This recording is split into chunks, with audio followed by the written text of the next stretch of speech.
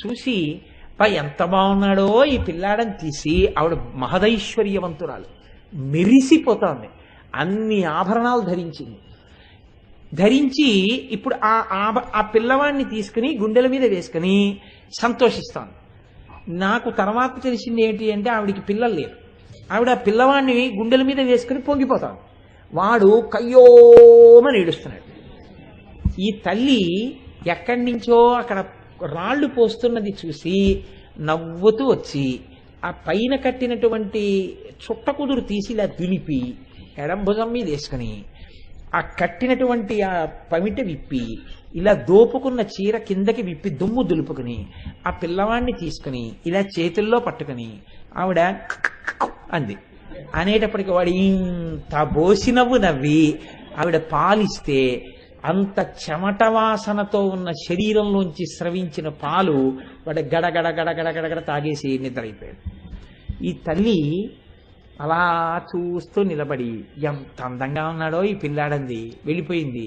ఈ పిల్లవాడిని ఒళ్ళో పడుకోబెట్టుకుని ఆవిడ వచ్చినటువంటి భాషలో నా బంగారు తండ్రి, నా వజ్రాల కొండ అని ముద్దులాడి ఆ పిల్లవాడిని ఉయ్యాల్లో పడుకోబెట్టుకుని మళ్ళీ ఆవిడ పని చేసుకోవడానికి వెళ్ళిపోయింది.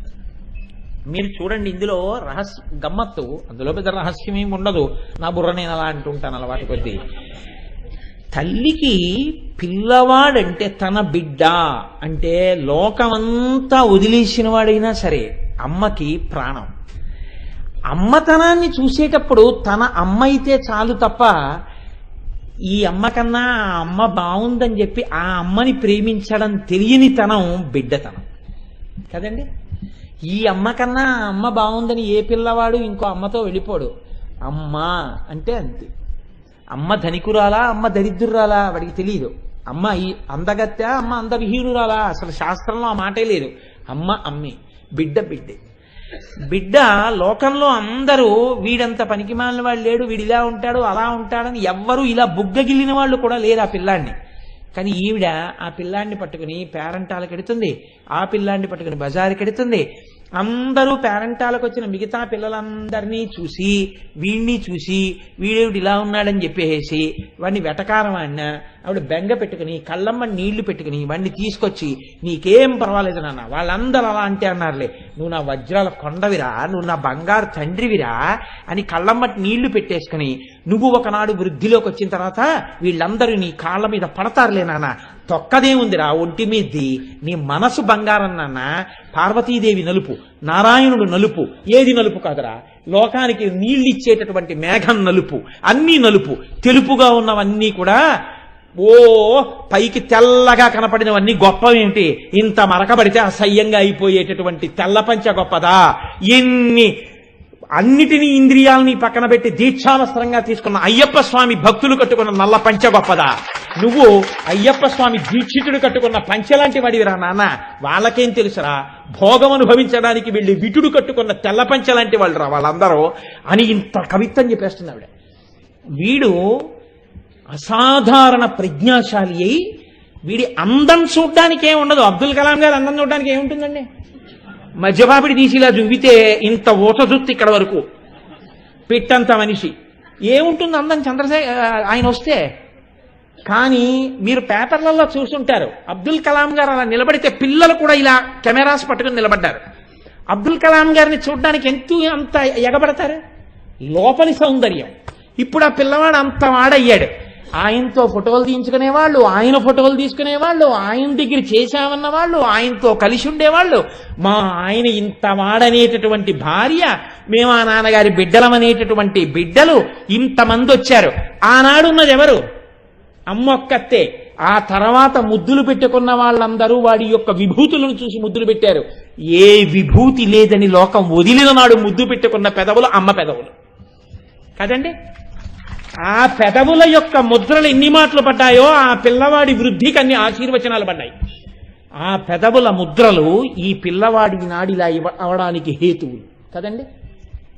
అందుకే అంత గొప్పవాడై అంత గొప్ప క్షిపణులను కనిపెట్టి భారత రాష్ట్రపతి అయి వింగ్స్ ఆఫ్ ఫైర్ పుస్తకం రాస్తే ప్రిఫేస్ లో ఆయన రాసుకున్నారు, అమ్మా నేను రామేశ్వరంలో చదువుకుంటున్న రోజుల్లో ఆకలి వేస్తే పరిగెత్తుకుంటూ వంటింట్లోకి వచ్చి నీ కాళ్ళ దగ్గర కూర్చుని అమ్మా అమ్మ ఆకలిస్తోందమ్మా అంటే నువ్వు పొయ్యి మీద కాల్చినటువంటి గోధుమ రొట్లు నా పళ్ళెల్లో వేస్తుంటే ఆ గోధుమ రొట్లు తిని పెరిగినటువంటి అబ్దుల్ కలాం అనబడేటటువంటి ఈ శరీరంలోని రక్త మాంసముల మేధస్సే ఈనాడు ఇంత కీర్తింపబడిందమ్మా.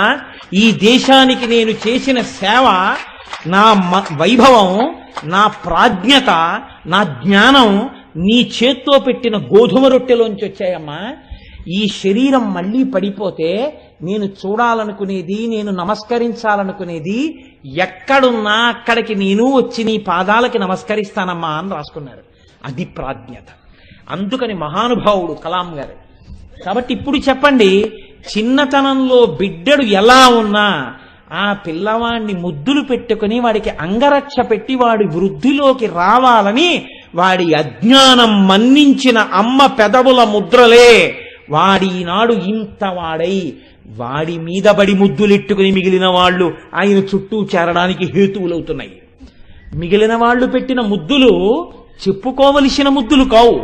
అమ్మ పెట్టిన ముద్దులు గుర్తుంచుకుని చెప్పుకోవలసిన ముద్దులు. మా అమ్మ నన్ను పెట్టుకున్న ముద్దు నా జన్మలో ఇంకొక చోట రాదు అని చెప్పుకున్న వాడు ఎవడున్నాడో వాడు ప్రాజ్ఞుడు. సభాముఖంగా చెప్పుకోవచ్చు ఆ ముద్దులో ఉన్న గొప్పతనాన్ని. వేరొక ముద్దులో ఉన్న గొప్పతనాన్ని మీరు ఎలా చెప్పుకుంటారు? అలా చెప్పుకోవడం వీలు కాదు. అది ఒక్క అమ్మ ముద్దుకే చెల్లింది. ఎంత అజ్ఞానం మీకుందో అన్ని ముద్దులు ఆవిడ నుంచి వచ్చాయి. క్షమించి మీరు మీ కాలుతో ఆవిడ గుండెలు తంటే ఆవిడ ఆ కాలు మీద ముద్దు పెట్టింది. ఆ తర్వాత ఈ కాలుకి నడువడి తెలిసింది. ఈ నోరు వదరితే అనకూడని మాటలంటే నాన్న నువ్వు అలా అనకూడదురా అంటే నా ముఖం కందగడ్డ అయిపోయి నేను కళ్ళమ్మని నీళ్లు పెట్టుకుంటే నేను కోపడలేదు నాన్న, నీకు చెప్తున్నానంతే, నువ్వు చక్కగా అలా ఉండాలి, నువ్వు అలా వృద్ధిలోకి రావాలి అని చిన్నతనంలో చెప్పినటువంటి అమ్మ పెట్టిన ముద్దులు ఇవాళ నా చేత 4 మంచి మాటలు చెప్పించి ఉండవచ్చు.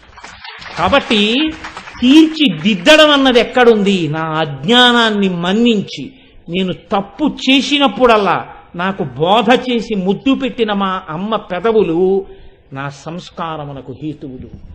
ఆ ముద్దులే అమ్మ పెదవులకు లక్షణములు.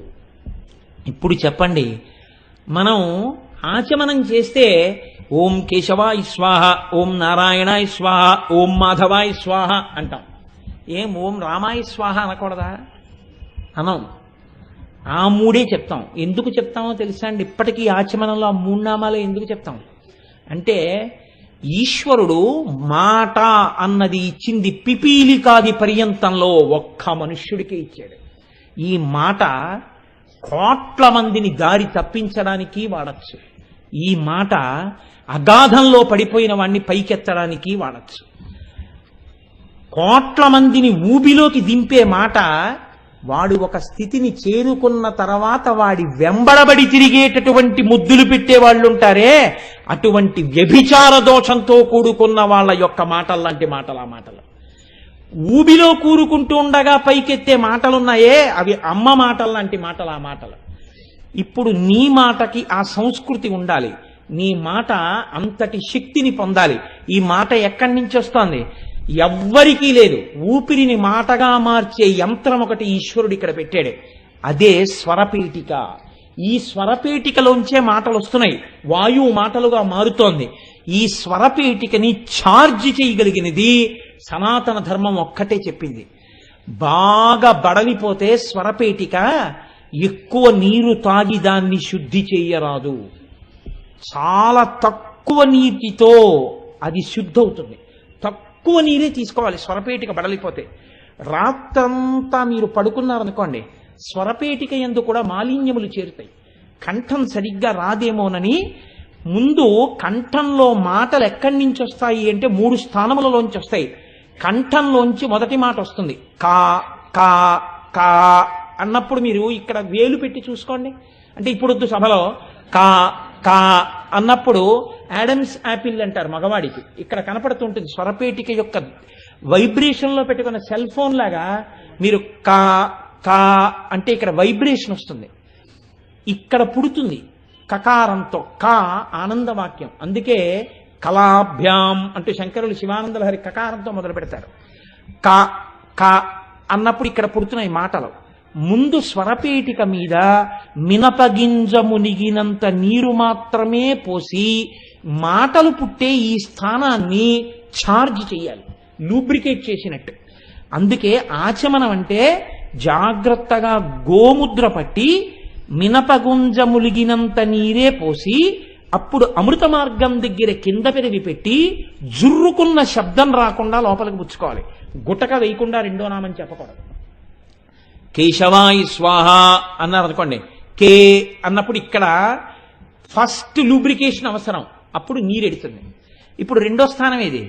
మాధవాయి స్వాహ, కేశవాయి స్వాహ, నారాయణాయి స్వాహ.